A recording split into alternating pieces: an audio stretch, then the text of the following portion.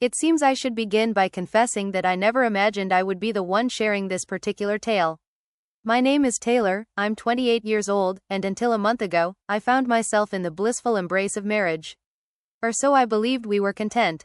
With my husband gone, it feels as though the world has turned against me, casting blame in my direction, which strikes me as profoundly unjust. Indeed, I made a mistake, but one must remember that every narrative has its dual perspectives, does it not? Daniel and I had shared 4 years of marriage. At 30, he toils away in a downtown firm, immersed in the world of analysis and spreadsheets. He has attempted to elucidate his work to me countless times, yet it remains as riveting as the slow drying of paint. We shared what many would describe as a good marriage. Our lives were woven together with familiar routines, shared laughter, and cherished Friday night takeout rituals. We had established our boundaries from the outset, things like avoiding clubs, maintaining a respectful presence on social media, the typical conventions of married life. To speak candidly, the past year has been rather uneventful. Daniel began to withdraw into a silence that felt heavy, his evenings consumed by the glow of his phone or the flicker of the television, leaving little room for conversation between us. Whenever I attempted to coax him into engaging in something enjoyable, he would invariably conjure up an excuse, citing fatigue or a need to replenish his energy. It wasn't until much later that I came to understand he was likely grappling with depression, yet I can't hold myself accountable for that revelation. I cannot claim to possess the ability to read minds, and he never explicitly communicated that anything was amiss. He would let out these deep sighs whenever I inquired about what was bothering him, then fall silent and return to whatever task had captured his attention. A sense of suffocation began to envelop me within the confines of our home. At times, it felt as though I was cohabiting with a specter. It was at that moment that Chloe made contact, expressing a desire to reunite our old group. Chloe and I share a long history that traces back to our college days, where she has consistently been the vibrant spirit of every gathering. Having recently navigated the tumultuous waters of a breakup, she yearned for the comfort of regular girls' nights, seeking solace among me and a few other friends. Initially, these gatherings were precisely what I craved, merely wine and whispers at Jesse's apartment. Daniel accepted it without any reservations. There were moments when he would take me home, seemingly relieved that I had found an activity to occupy my time, allowing him the solace of solitude. Returning home, I was intoxicated by the cheap wine and the thrill of being noticed, a sensation that made me feel more vibrant than I had in ages.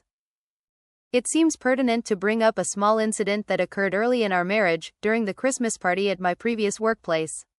After indulging a bit more than usual, I found myself twirling on the dance floor with a gentleman from the accounting department.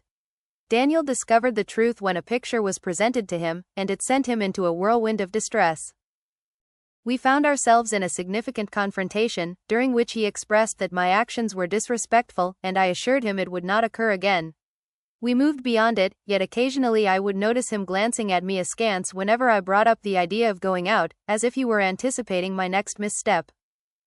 Following several weeks of our girls' nights, Chloe began to propose that we venture to a club downtown after spending time at her place. I promptly declined, bound by my commitment to Daniel. Yet, soon enough, the whispers began, and I found myself labeled as Mrs. Boring, the subject of jests regarding my supposed need for Daniel's approval to enjoy life. Are you truly going to allow him to control you like that? One evening, after savoring her third glass of wine, Chloe inquired. The Taylor I knew in college would never allow a man to dictate where she could or couldn't venture. It's not as though that's the case, I said to her, though even I could hear the frailty in my voice. We have come to a consensus that clubs are not truly venues for married individuals. That elicited a chorus of eye rolls from the crowd. Sophie remarked that her sister has been married for a decade yet still enjoys dancing with her friends. Wearing a ring on your finger does not signify the end of life. That remark lingered in my mind. Had I allowed marriage to transform me into a mundane suburban stereotype?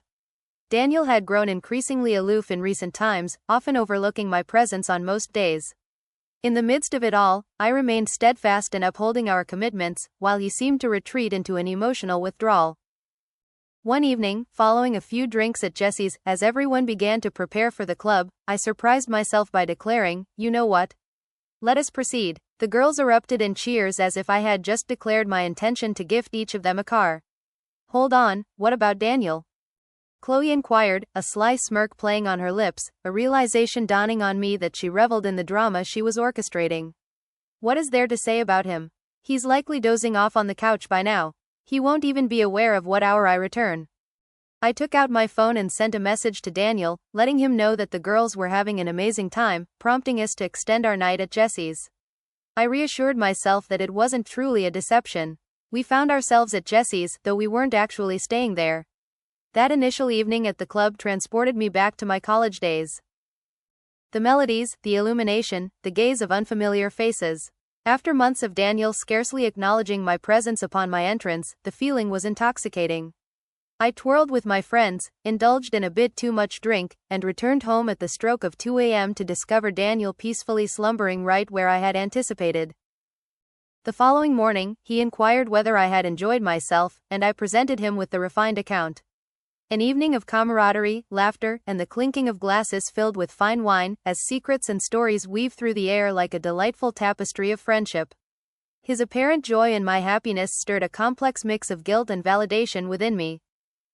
"You seem better," he said, offering me a rare smile. "Closer to your true self." "Perhaps I merely required an outlet for my frustrations," I responded, avoiding his gaze. Following that night, a transformation occurred within me. I began to anticipate girls' nights with a sense of unease that lingered if I dwelled on it for too long. It was inevitable that Chloe would bring up the club once more, and deep down, I was aware that my answer would be an enthusiastic yes. I acquired a second phone, a modest prepaid model, convincing myself it was merely for the purpose of segregating club photos from my everyday existence. Nothing nefarious, merely systematic. The evenings dedicated to the girls swiftly evolved into a cherished routine, commencing at Jesse's for some pre-gaming and culminating in the vibrant atmosphere of the club. I became skilled at deceiving Daniel, adept at controlling my drinking just enough to avoid returning home in disarray, proficient at maintaining the consistency of my narrative. Upon arriving home, I would silently slide into bed beside my slumbering husband, reassuring myself that his ignorance was a shield against any pain. Yet, beneath the surface, in those fleeting instants between exhilaration and justification, I was acutely aware that I was treading on forbidden ground. I found it difficult to acknowledge, for the thrill of the attention I received at those clubs ignited a sense of vitality within me that had been absent for months, a feeling I hadn't experienced with Daniel. In truth, I began to harbor resentment towards him for that. If he had only embraced a spirit of joy, shown a deeper attentiveness, and infused our moments with excitement, perhaps I wouldn't have found myself in need of all this to begin with. As the weeks passed in our club's rhythm, the atmosphere began to shift, growing increasingly intense. My capacity for alcohol had significantly increased, and I found myself consuming far more than was advisable. On certain nights, the details of my journey home slipped through my fingers like sand, a subtle hint that perhaps I should have heeded. Yet, Chloe insisted I was merely reclaiming the vibrancy of my youth, urging me not to dwell too deeply on it. One evening at the club, a fellow named Jason began to dance close to our group. He stood tall and strong, embodying precisely the kind of man I would have been drawn to before Daniel entered my life. After a handful of songs, Chloe playfully nudged me in his direction, her laughter ringing in the air. "Go demonstrate your prowess, Taylor. Daniel is absent from this scene." Perhaps it was the tequila shots, perhaps it was the rush of feeling desirable once more, or perhaps it was the mention of Daniel's name as a buzzkill, but something within me broke free. I approached Jason and began to dance with him. It wasn't merely casual dancing, I found myself grinding against him, twerking, and embracing the full spectrum of movement. Jesse's phone was capturing the moment, yet it hardly registered with me. It was a delightful sensation to be desired, to be observed, to occupy the spotlight. Jason bent closer, his curiosity evident, and in that moment, I simply replied, "Taylor." I once found myself in the bonds of matrimony. He failed to notice the ring on my finger. I had begun to remove it prior to stepping into the club, convincing myself it was merely a precaution to prevent misplacing it amidst the rhythm of the dance floor. "You're incredible," he murmured, his hands resting on my hips. "Is this a place you frequent?" "Not enough," I replied, and we both chuckled as if it were the wittiest remark ever uttered. Upon returning home that evening, I found Daniel surprisingly awake, engrossed in a documentary on his laptop while nestled in bed. He gazed upward with those weary eyes, and in that fleeting instant, I was struck by a wave of nausea over my actions. "Enjoy yourself?" He inquired, and I sensed his genuine effort to forge a connection. Indeed, the usual routine, I sighed, making my way to the bathroom for a shower, not only to escape the dialogue but also because I was certain the scent of another man's cologne clung to me.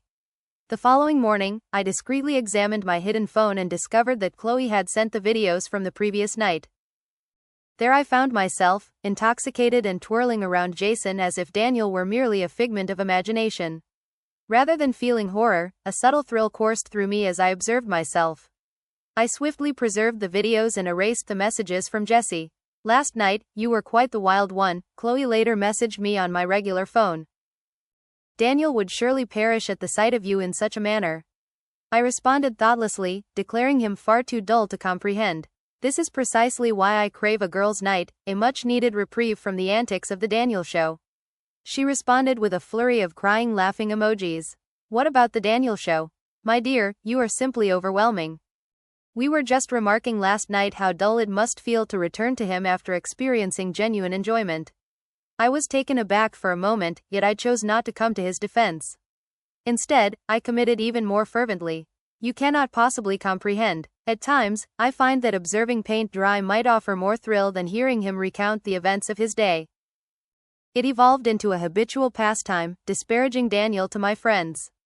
I would confront him directly, labeling him as dull and uninteresting, while imitating his solemn demeanor, provoking laughter from everyone around.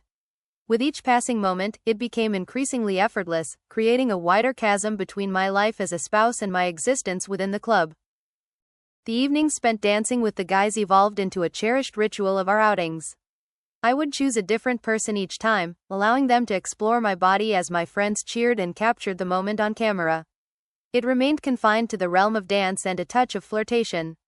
At the very least, that was the justification I offered myself to make it seem acceptable. I assure you, I was not engaging in any form of deceit. I was merely indulging in some lighthearted enjoyment. Yet, the reality is that I was trading numbers with these individuals. It amounted to nothing. I never reached out to them again. Yet, I found pleasure in the validation of being sought after, relishing that fleeting moment of being desired so profoundly that they yearned for my presence once more. On a fateful night, I crossed paths with Jason once more. He recalled our past, treated me to drinks, and we swayed with an even greater fervor than before. When he inquired about my place of employment, I offered a nebulous response, mentioning something about an office in the downtown area. I refrained from inquiring about his occupation as well. Our ignorance of one another's true existences only served to enhance the situation. My consumption was escalating as well. As the clock ticked closer to Daniel's arrival, I found solace in a glass of wine, a small ritual to dull the sharpness of my facade, to ease the burden of maintaining the illusion that all was well. I would conceal the bottles within the recycling, buried beneath a layer of other refuse. On certain mornings, the weight of a hangover would press down on me, rendering me nearly incapable of functioning, yet I would attribute my state to mere fatigue or the onset of an illness. "Perhaps it would be wise to consult a doctor," Daniel proposed one morning as he discovered me in the throes of nausea. "It seems you've been unwell quite frequently of late." "It was merely stress," I retorted, resenting his worry as it brought to the surface the fabrications I was weaving. In the whirlwind of narratives I was weaving, I occasionally found myself entangled in their threads, informing Daniel of my presence at Megan's when I had previously stated it would be at Jesse's, or alluding to someone at girls' night whom Daniel was well aware was away. He would cast this glance my way, a blend of bewilderment and skepticism, yet he never outright charged me with deceit. A part of me longed for him to do so, if only to bring everything into the light. Part of me felt a sense of gratitude that he refrained from pressing the issue, for I was not yet prepared to relinquish my dual existence. As I entered the third month of my clandestine club nights, I had perfected my routine with meticulous precision. I stowed my club attire in a gym bag tucked away in my car, slipped into Jesse's bathroom for a quick change, and ensured I was refreshed with a shower before returning to Daniel. My second phone remained securely tucked away in my glove compartment, only emerging for the cherished occasions of girls' nights. I had improved my approach to drinking, still indulging more than I should, yet managing to pace myself enough to avoid being a total disaster the following day. Daniel had begun to put in more effort in our marriage, yet this only seemed to exacerbate the situation. He would orchestrate delightful surprises, such as presenting my favorite dessert or proposing spontaneous weekend getaways.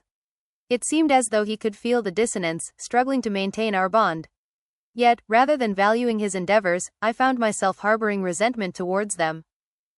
His efforts to be more present seemed to encroach upon the freedom I had meticulously carved out for myself.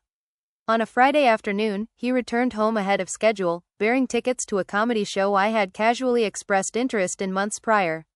It was the very night I had arranged to gather with the girls. "I thought we could use a date night," he said, his eyes shining with hope, causing a flutter of nerves in my stomach. "That's truly endearing," I managed, my thoughts whirling in search of an excuse. "However, I have already informed the girls that I would join them this evening." Our preparations had consumed the entire week. His expression dimmed just a touch, yet he acquiesced with a nod. "Absolutely fine. Perhaps we could consider next weekend?" "Without a doubt," I assured him, grappling with a mix of guilt and irritation at the fact that he was provoking such feelings in me. I reached out to Chloe without delay. Daniel attempted to express his thoughts, and I know, right? It felt as though he was intentionally sabotaging our evening, I replied, conveniently overlooking the fact that I had been the one to suggest seeing that comedian in the first place. That evening at the club, I indulged in more drinks than I typically would, seeking to obliterate the haunting vision of Daniel's disheartened expression. Was Jason present once more? It became evident that he was a familiar face as well. He treated me to shots, and I swayed with him in a way that felt more daring than ever, as if I were exacting some form of retribution on Daniel through Mike. As was her custom, Chloe captured the entire moment on video. "Girl, you are absolutely radiant tonight," she exclaimed above the pulsating beats. Daniel was destined to suffer a heart attack. "Who is Daniel?" I called out in response, eliciting laughter from the crowd. In the bathroom, Sophie cast a worried glance my way. "Are you really all right, Taylor? It appears, perhaps, that you are attempting to demonstrate something this evening." I replied sharply, "I'm fine. Simply enjoying the moment. Isn't that the very purpose of our gathering?" Yet, I was far from fine. I found myself in a downward spiral, and deep within, I was acutely aware of it. As I drifted further away from Daniel, I found myself compelled to cast him in a darker light, crafting a narrative that would rationalize my own actions. I would confide in my friends that he was domineering, tedious, and that he failed to understand me in the way they did. I would amplify the smallest disagreements into grand confrontations when sharing them with Jesse. Portraying Daniel as the villain, while I take on the role of the enduring spouse merely seeking a bit of harmless enjoyment. A week after I declined Daniel's comedy show, he astonished me once more. He had decided to take the day off work without a word to me, and was there, waiting, when I returned home from my part-time office job. "What is happening?" I inquired, my suspicion rising at once. He offered a smile, a genuine smile that illuminated his eyes for the first time in what felt like an eternity. I envisioned a day set aside solely for the two of us. Absence of tasks, absence of diversions. Before I could conjure an excuse, he pressed on. "I made reservations for lunch, and then I envisioned us heading to the mall. I recall you mentioning your desire for new shoes, haven't you?" Weeks ago, I had brought it up, and it warmed my heart that he had remembered. For a fleeting instant, the familiar sensation, the one where affection for my husband blossomed, emerged once more. "Wow, that's incredibly considerate," I remarked, with sincerity. The day unfolded in a manner that exceeded my expectations. We enjoyed lunch at that charming bistro we once adored during our dating days. Daniel displayed a keen interest, inquiring about my work and delighting me with amusing tales from his office. He refrained from mentioning the tension that lingered between us, and I felt a sense of ease wash over me. This was the Daniel I had wed, the one who was engaged, present, and truly making an effort. In the mall's vibrant atmosphere, he patiently waited, never glancing at his watch while I explored various pairs of shoes. He even proposed that I acquire 2 pairs when I found myself unable to make a decision. As we strolled by a jewelry store, he drew me in and insisted on purchasing the earrings I had been admiring through the glass. What is the meaning of all this? As we settled into our seats with steaming cups of coffee in hand, I finally mustered the courage to ask. "Could you clarify what you mean?" "A day free from obligations, a delightful shopping excursion, yet it is neither my birthday nor our anniversary." He diminished. "Is there a necessity for a reason to enjoy moments with my wife?" Framed in that light, my doubts appeared trivial. "No, I suppose not. I've missed you, Taylor," he said, extending his hand toward mine across the table. I recognize that I've been somewhat withdrawn lately, the pressures of work have taken their toll, and I find myself grappling with various thoughts. Nevertheless, I am making an effort to improve. The earnestness in his voice constricted my chest. This moment presented itself as the ideal chance to reveal the truth, to confess that I, too, had distanced myself from our marriage in my own manner. However, I did not. I echoed the sentiment, "I've missed you too," though it wasn't wholly the truth. This rendition of Daniel had eluded me.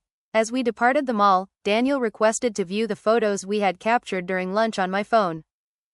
I relinquished it without a second thought, for my entire club life resided within the confines of my second phone, after all. He perused our lunch selfies, a smile gracing his lips. "We ought to print this," he remarked, gesturing towards a photograph capturing our shared laughter. I nodded, my hand instinctively moving toward my phone, yet he had already flicked to the next image. And then the next. And then his thumb ceased its motion. "Taylor," he uttered, his tone entirely transformed. Level and empty. What could this possibly be? I gazed downward, sensing the very fabric of the world unraveling beneath my feet. He had scrolled too far back and stumbled upon videos I had transferred from my second phone. Footage capturing my moments at the club. Clips of my energetic twerking on stage alongside other performers. Footage capturing the essence of countless girls' nights over the months. With a sense of uncertainty, I began to articulate my thoughts, grappling with the challenge of finding the right words. Daniel continued to scroll, his complexion becoming increasingly ashen with every video he encountered. In a notably incriminating moment, I found myself pressed against Jason as he tenderly kissed my neck, the date stamp unmistakably evident. "Ah, so this is the evening dedicated to the ladies, is it?" Daniel finally spoke, his gaze meeting mine with an intensity that felt foreign. "Is this truly how you've spent your time over these past months?" "It's not what it looks like," I said instinctively, even though it was precisely what it appeared to be. "It's not as it appears." His voice crescendoed, capturing the attention of passers-by with its intensity. "You're almost engaging in intimate encounters with unfamiliar faces on the dance floor, Taylor. In the solitude of my home, I find myself enveloped in trust for you, a deep longing for your presence, and an overwhelming sense of self-blame for the issues that have arisen between us. We were simply lost in the rhythm of the dance." I made an attempt, yet the words felt utterly feeble, even in my own ears. "It holds no significance. It holds no significance." He presented to me a video in which I was unmistakably engaged in the exchange of numbers with a gentleman. "How does this sound? Or perhaps this?" He flicked to another image, revealing me perched on someone's lap in a VIP section. "Does this resemble the essence of girlfriends simply enjoying each other's company to you?" I found myself trapped, ensnared in a web of deceit that had spun over months, leaving me with no credible excuse to offer. I embraced the skill I had honed over time. I launched my assault. "If only you could break free from the monotony and gloom, perhaps I wouldn't feel the urge to seek out genuine enjoyment elsewhere." I let out a sharp hiss. "Can you even fathom the experience of returning home to your constant melancholy each evening? At times, we all crave a refuge from the everyday grind." His expression shifted from fury to pain with such rapidity that it might have been amusing in a different context. "A way out from my grasp," he murmured softly. "From our union." "That's not what I intended," I realized, as I found myself backtracking, suddenly conscious of the fact that we were engaged in this discussion right in the heart of a bustling mall. "Shall we discuss this in the comfort of our home?" "I believe there's nothing more to say," Daniel remarked, returning my phone to me as if it were tainted. "For months, you've woven a tapestry of deceit, twirling with other men, sharing numbers under the veil of secrecy. In this instance, you are quite openly labeling me as dull and uninteresting in front of your friends." I had completely overlooked that video. Jesse captured the moment as I playfully imitated Daniel's solemn expressions, teasing him as being as thrilling as watching grass grow, while my friends erupted in laughter, echoing the sentiment that our marriage is merely a punchline to you. His silence was more unsettling than the previous outbursts. His voice carried a measured chill, devoid of warmth. "I've been putting in so much effort, Taylor, focusing on my growth, orchestrating meaningful moments like today, hoping I could mend whatever was amiss between us. All this time, you have been." He pointed at my phone, rendered speechless, struggling to articulate his thoughts. "Daniel," I implored, tears streaming down my face, not merely for effect. The truth of the situation was beginning to dawn on me. A misstep has occurred. To err is to overlook the simple task of retrieving milk. He gestured once more at my phone. This is a decision, a series of decisions, repeated time and again for months on end. I found myself at a loss for words in that moment. He was correct, and we were both aware of it. I can't do this, he said at last. Absent from this place. I am heading home to gather a few belongings. I shall depart before you arrive. Are you really going to leave me? I was truly taken aback. Despite the fury that radiated from him, I never anticipated he would truly turn and leave. Over some ridiculous dancing? His laughter echoed emptily. Is that truly your perspective on this matter? The dance? Is it not the deceit? The utter disregard? A total breach of confidence? Framed in that light, it certainly seemed more troubling than merely engaging in dance. To what destination shall you venture? I inquired, my voice barely above a whisper. Is it significant? He began to walk away, but then hesitated. Do you know what causes the deepest pain, Taylor? My affection for you remains unwavering. I have been battling for our cause all along, while you have been focused solely on your own interests. I stood there, watching Daniel disappear into the bustling crowd of the mall, too bewildered to make a move in his direction.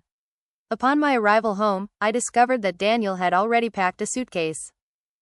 He hardly cast a glance in my direction as he navigated our bedroom, collecting the necessities. Could we possibly discuss this matter? I implored, standing resolutely in the entrance. Are you truly willing to discard 4 years of marriage for the sake of some trivial videos? Those infuriating videos depict my wife intentionally violating the agreements we established, deceiving me for months, and publicly undermining the sanctity of our marriage. What is there to discuss, really? I never betrayed your trust, I maintained, grasping tightly to this nuance. It was merely an expression of movement. Would you still be saying that if you stumbled upon videos of me dancing closely with women in clubs, kissing their necks, and exchanging numbers? He shook his head, and it's not merely the behavior, Taylor, it's the web of lies, the intricate deception that weighs heavily. The second phone I encountered in several of those videos clearly required careful planning. I had not noticed that the second phone appeared in the videos, yet another blow to my already precarious situation. I acknowledge the truth in your words, I was dishonest, and that was indeed a mistake. I admit this, seeking a new path forward. Yet, all of us stumble at times, you can't simply turn away without allowing me the opportunity to mend this. What is it that needs fixing, precisely? He deftly maneuvered around me to retrieve an item from the bathroom. You have yet to recognize the missteps you've taken, aside from the deceit. You've referred to it as merely dancing on 5 occasions now. Your flair for the theatrical is quite evident. I sidestepped, my instinctive reaction when trapped. Behold, it stands before us. He let out a laugh, though it carried no trace of amusement. It seems rather theatrical to feel troubled by my wife's consistent dishonesty, her provocative dancing with other men, the exchange of numbers, and the way she ridicules me in front of her friends. I altered my approach once more. I was merely releasing some pent-up frustration. The atmosphere between us has grown increasingly strained, and your distance has been palpable. Refrain from doing so. His voice took on a steely edge. Do not even think about placing the blame on me. I've been grappling with the weight of depression, Taylor. Perhaps if you had focused on others instead of solely on your own interests, you might have observed the situation more clearly. It struck with the force of a sudden blow. A fragment of my being had sensed that something was amiss with Daniel, yet to admit it would also mean confronting the painful truth that I had forsaken him in his hour of need. I was unaware, I murmured softly. You didn't want to know, he corrected, lifting his suitcase with a deliberate motion. Your narrative was flawless. The dull Daniel, the pitiable, overlooked Taylor, and anything that introduced complexity was simply unworthy of your focus. He departed that evening, and a week later requested a rendezvous at a coffee shop. As he entered the room, there was a noticeable shift in his demeanor. He appeared more serious yet undeniably more grounded. Without any introduction, he declared his intention to file for divorce. I have already consulted with an attorney. Separation? Daniel, let's not give up, we can navigate this together. This isn't a negotiation, he interjected softly. I have reached my conclusion. On that fateful day at the mall, he revealed to me that he was planning to suggest we try for a baby. I am truly grateful to have discovered those videos ahead of time. 3 months later, the divorce was finalized. On the day it became official, I sent him one final message. I understand that it may not alter the situation, but I sincerely apologize, Daniel. Not merely for the instances of being discovered, but for each falsehood, every act of treachery, every fleeting moment of disregard. You were worthy of more. He perused the words yet offered no response. I was taken aback by his actions. Occasionally, I find myself passing by the old house, where Daniel continues to reside. It has come to my attention that he is now involved with someone new. It hurts, yet I cannot deny him that joy. He earned it by embodying the qualities I should have embraced: honesty, respect, and unwavering integrity. I find myself in a constant state of exploration, seeking to understand the essence of who I wish to become. There are days when I find myself persuading my mind that I am the one wronged, that Daniel's response was excessive, and that everyone is prone to errors. Yet, in my moments of true clarity, I recognize the truth. I am fully aware of my actions and the reasons that led to the conclusion of our marriage. I only wish I had understood the value of what I possessed before I let it slip through my fingers.